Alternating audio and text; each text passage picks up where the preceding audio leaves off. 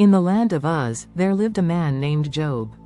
He was blameless and upright, a man who feared God and shunned evil. Job was blessed with a large family, abundant livestock, and great wealth. He was respected by all and known for his generosity. One day, the angels presented themselves before God, and among them was the accuser. God asked him if he had considered Job. The accuser replied, "Does Job fear God for nothing? You have blessed him abundantly. Take away his blessings, and he will surely curse you." God allowed the accuser to test Job, but he could not harm him. Thus began Job's trials. In a single day, Job received devastating news.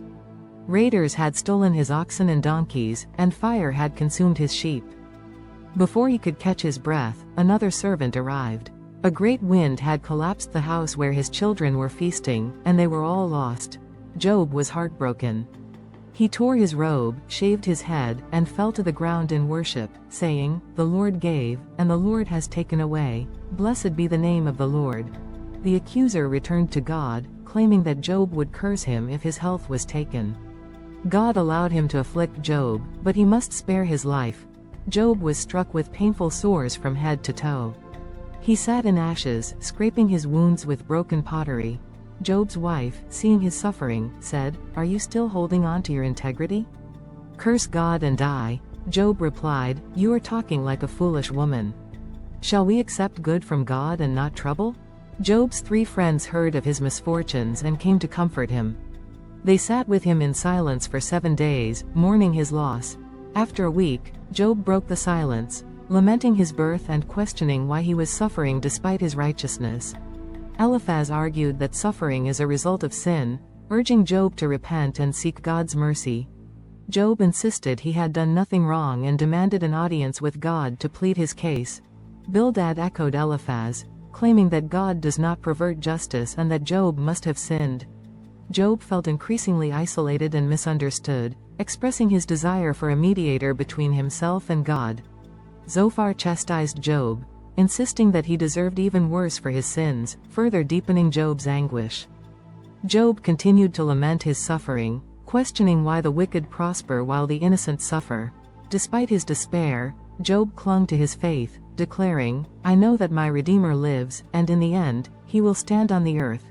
Finally, God spoke to Job out of the whirlwind, asking him a series of questions about the creation of the world, challenging Job's understanding.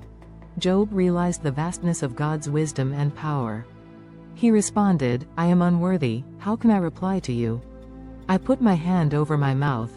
God restored Job's fortunes, giving him twice as much as he had before. His family and friends came to comfort him and celebrate his restoration. Job was blessed with new children, who were known for their beauty and wisdom. Job lived a long and full life, seeing 4 generations of his descendants.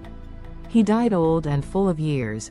The story of Job teaches us about the nature of suffering, faith, and the mystery of God's plans. It reminds us that even in our darkest moments, we can find hope. Job's journey encourages us to trust in God's wisdom, to seek understanding in our trials, and to remain steadfast in our faith. If you found inspiration in Job's story, share your thoughts in the comments below. How do you find strength in your struggles? Thank you for watching. If you enjoyed this video, don't forget to subscribe for more educational content. Check the description below for links to our exclusive homeschool materials by Swan Academy.